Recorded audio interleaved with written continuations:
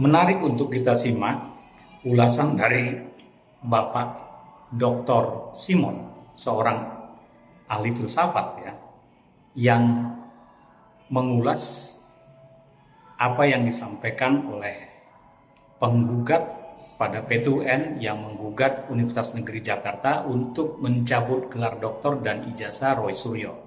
Menurut penggugat, itu 100% gugatannya diterima atau dikabulkan. Dalam arti bahwa gelar doktor dan ijazah Roy Suryo bakal dicabut. Begitu kurang lebih.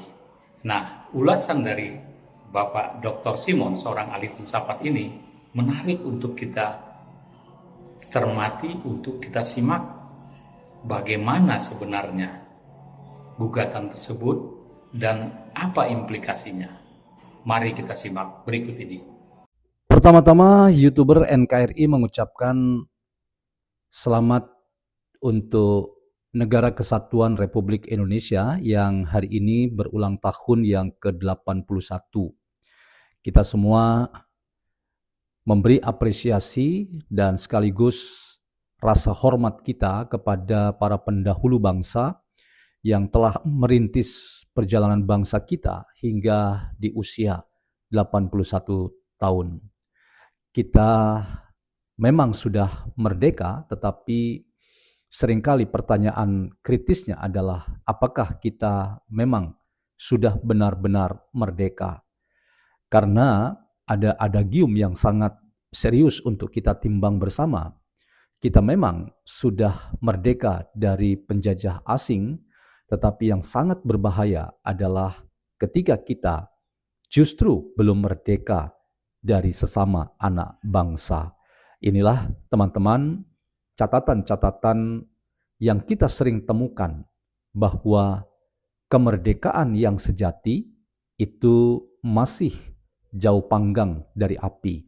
Dan karena itu tugas kita untuk menjadi negara atau menjadi Indonesia itu memang menjadi tugas yang terus harus kita bangun bersama-sama dengan komitmen yang kuat agar apa yang kita cita-citakan, yaitu negara yang adil dan makmur, yang berdasarkan Pancasila berdaulat, itu memang bukan hanya utopia kosong atau omon-omon belaka, tetapi semua itu dapat terimplementasi dengan benar dan mewujud menjadi Indonesia yang terang benderang, bukan Indonesia yang gelap gulita.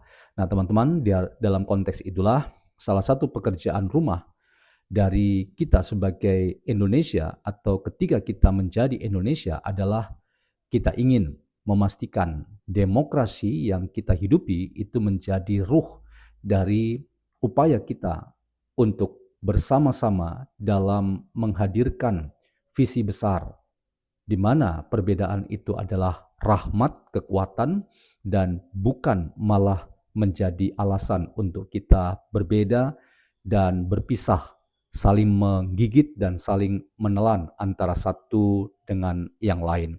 Nah, dalam konteks itu, YouTuber NKRI ingin bersama-sama dengan teman-teman menghadirkan cara yang elegan dan tentu saja kritis serta apresiatif dalam rangka kita menjadi Indonesia di mana disinformasi atau dendam, fitnah, dan kebencian itu adalah musuh kita bersama. Dan tanggung jawab kita bersama adalah melawan semua itu. Nah kali ini teman-teman, diskusi kita akan arahkan pada perkembangan dari apa yang muncul beritanya itu di media sosial kita mengenai keberlanjutan dari upaya sejumlah pihak melakukan investigasi terhadap ijazah S3 Roy Suryo. Nah, tentu saja kita di konteks ini tidak menuduh ya. Jadi Bang Bill, Bang Richard Hutajulu ya itu tidak menuduh Mas Roy Suryo. Jadi beda dalam konteks kasus Pak Jokowi dan ijazahnya. Karena yang benar ketika kita coba membedah apa yang selalu diulang-ulang oleh Bang Bill dan Bang Richard, bahwa mereka adalah orang yang justru tertantang dengan omongan Roy Suryo sendiri, bahwa silakan memeriksa, silakan menginvestigasi ijazahnya dan dokumen akademiknya. Dan ketika hari ini misalnya mereka memang sudah menyatakan melakukan investigasi, maka hal yang penting digarisbawahi, jangan pernah kemudian merasa bahwa ketika investigasi itu sedang dilakukan, maka itu dianggap serangan terhadap Roy Suryo. Ini salah kaprah, tetapi itulah faktanya. Roy Suryo sudah melaporkan Bang Bill, Bang Richard ke kepolisian. Ya, kita tunggu saja apakah itu dilanjutkan atau tidak. Tapi poin kita terkait dengan investigasi ya dari sejumlah komponen masyarakat sipil untuk melihat dinamika kasus ijazah S3 Roy Suryo itu sudah sampai ke PT UN, Pengadilan Tata Usaha Negara, dan diperkirakan dari statement-statementnya 100% ini masuk atau ini akan diproses. Teman-teman, selamat datang dalam channel YouTuber NKRI, sebuah perspektif filsafat dalam membaca fenomena sosial, politik, dan demokrasi di tanah air kita tanpa berpretensi untuk menggiring opini kita, mempercayai pandangan-pandangan dalam channel ini. Teman-teman, kita akan simak video yang saya putarkan untuk kita. Dari sini nanti kita akan diskusi di sesi yang kedua. Kita saksikan.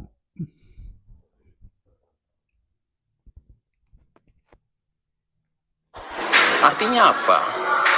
Kalau sudah laboratorium forensik sudah meneliti suatu dokumen, dalam hal ini ijazah Pak Jokowi, apa sih yang diteliti sama lapor Mabes Polri?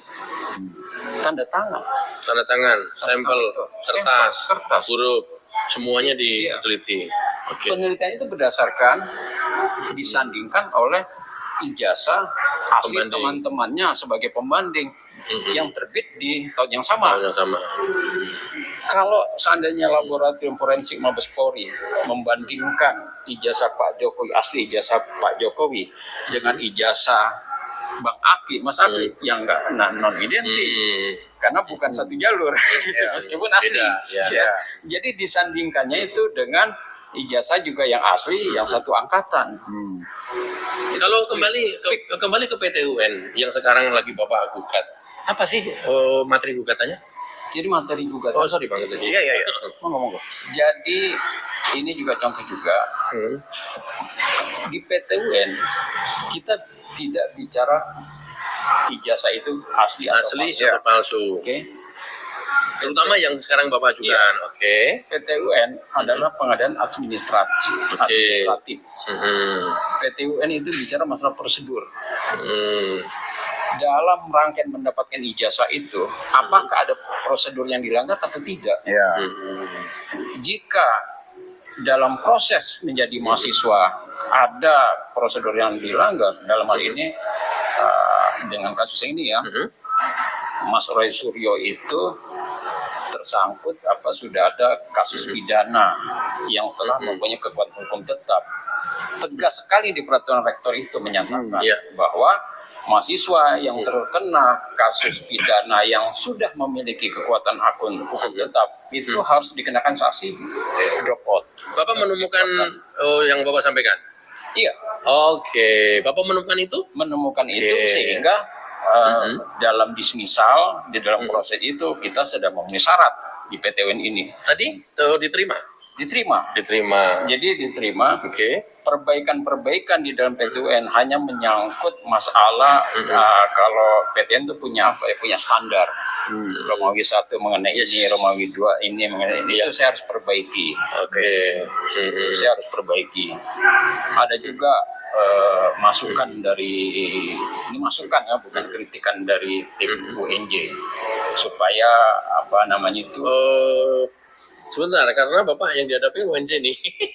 Ya, ya. Jadi teman nanti. Sekarang saya Oke, jangan sampai masukan itu kemudian ya itu maksudku. Tapi apapun lah itu nanti ya, jadi kita bisa diskusi ya. di balik kamera. Nggak apa-apa. Nah, itu di balik kamera, tapi itu positif. Jadi, yang mulia majelis hakim menyerahkan sepenuhnya kepada penggugat, apakah mau diterima masukan itu atau enggak, diserahkan kepada penggugat. Tapi semua masukan itu positif. Semua tujuan masukan itu adalah supaya posisi gugatan penggugat ini performan kuat. Sidang hari ini untuk menuju sidang berikutnya Bapak harus memperbaiki gugatan. Memperbaiki yang menyangkut standar dari PT UN. Romawi. Termasuk saya kan di petitum tidak ada saya kasih petitum langsung saya petitum. Itu harus di itu petitum apa? Cuma soal administrasi doang ya. Bukan administrasi. Format. Ya, format. Jadi di sini nama keluarga negaraan saya nggak ada. Itu harus. Jadi ada pasal berapa 53 itu. Jadi format gugatan saya harus mengacu pada pasal 53 Undang-Undang PT UN. Jadi tidak boleh tidak. Jadi itu Bang Akri. Tapi secara substansi gugatan, substansi nggak ada masalah. Jadi walaupun itu diperdebatkan oleh UNJ tadi bahwa dia tidak mau menyerahkan ijazahnya itu sebelum sarannya itu diterima. Sementara majelis hakim diserahkan atau tidak masalah karena objek gugatan performan ini sudah cukup jelas. Itu. Jadi kalau bicara ini dikabulkan atau tidak, berapa persen probabilitasnya menurut Bapak? 100%. 100%. Oh ya? Kalau itu benar nanti 100%, tok Palu Hakim PT UN menyatakan cacat secara prosedural, apa impactnya terhadap Roy Suryo? Dicabutkah doktoralnya atau menjadi tidak sah ijazah yang diterbitkan atau apa? Nanti dengarkan aja putusan. Bang Pil ini nanti tugasnya nih. Tugasnya gue. Pengawalnya maksudnya. Jadi 100. Kolaborasi. Kalau Rasul itu kan 99,9% angka dasar. Kalau saya 100% berdasarkan hukum. Kalau tidak ada masalah berarti. Termasuk pra peradilan ada masalah. Betul. Hakimnya. Perlu saya jelaskan di sini. Jangan dulu. Terpisah. Biar lebih penasaran lagi. Bahaya. Oke, teman-teman. Jadi kita sudah dapat poinnya ya. Paling tidak ada 2 poin utama dari apa yang disampaikan oleh beberapa pihak ini ya, khususnya yang menggugat UNJ di Pengadilan Tata Usaha Negara. Dan kemudian juga di situ ada teman-teman YouTuber Nusantara, ada Bang Agri dan Bang Bill ya, yang turut membersamai. Nah, poin pertama yang menurut saya sangat menarik ya, ketika kita bicara tentang gugatan ijazah S3 Roy Suryo. Yang pertama itu dikatakan bahwa kalau probabilitasnya ditanyakan soal dikabulkannya permohonan PT UN dari penggugat itu tidak hanya 99,9% seperti kata Roy Suryo, tetapi sudah mutlak 100%.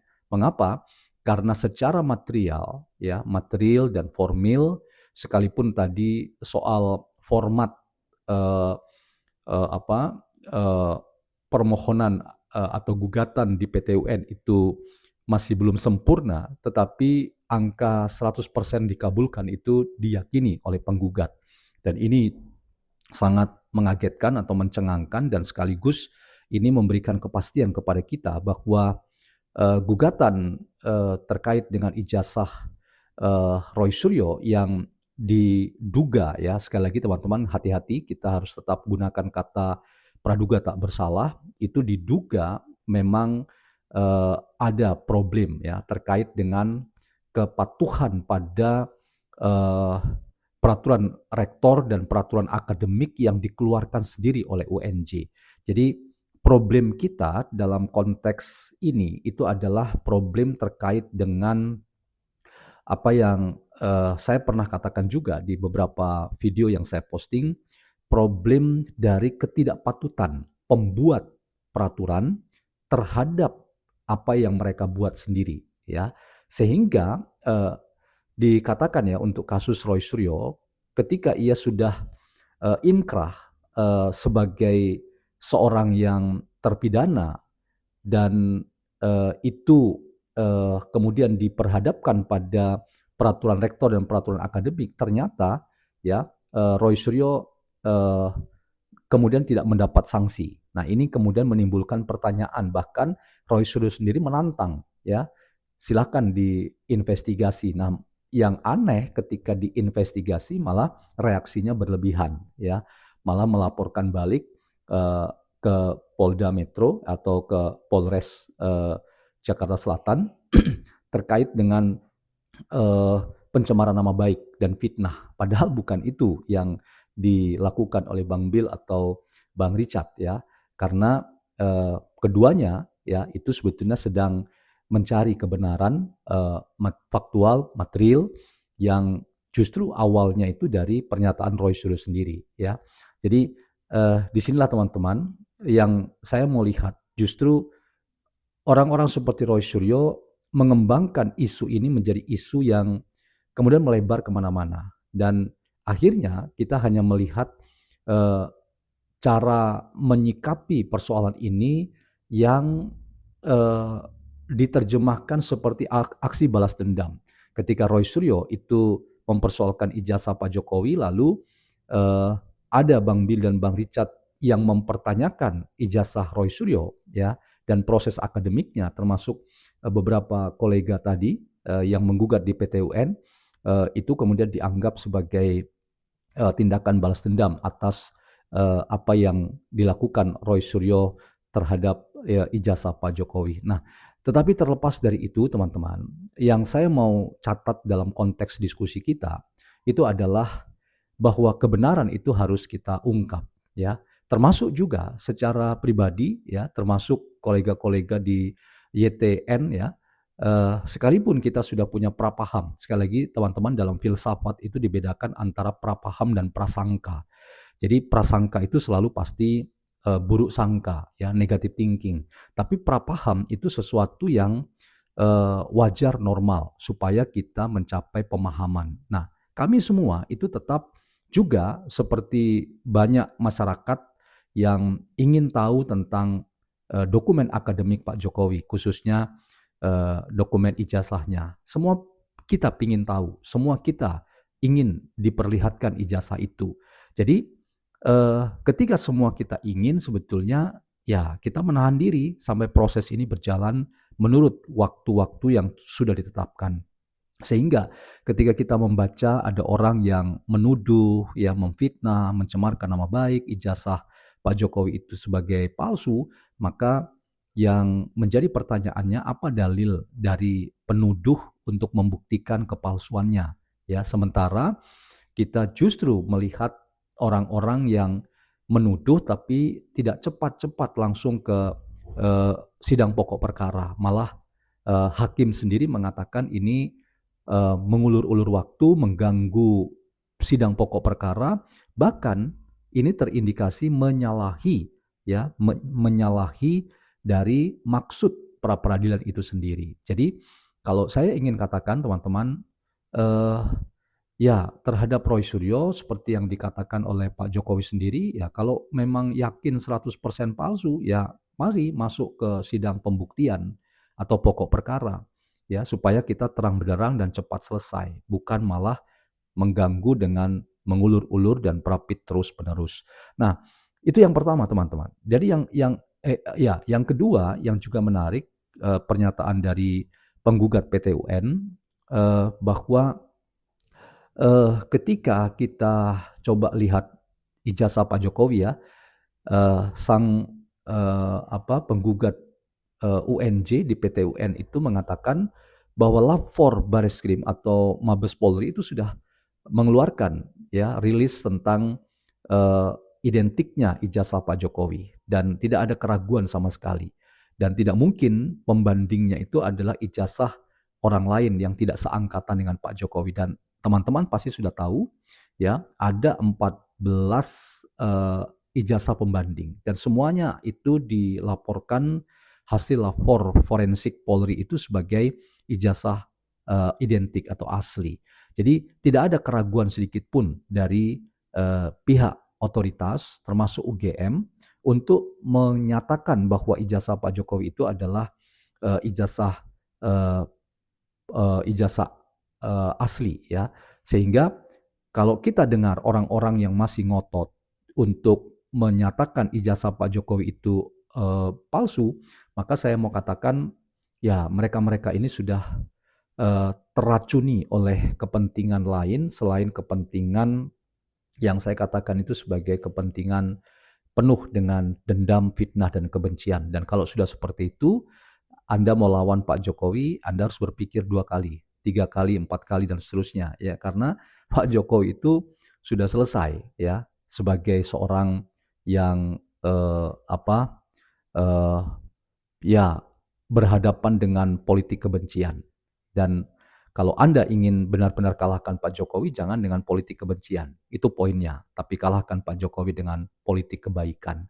Karena Pak Jokowi hanya bisa ditaklukkan dengan politik kebaikan.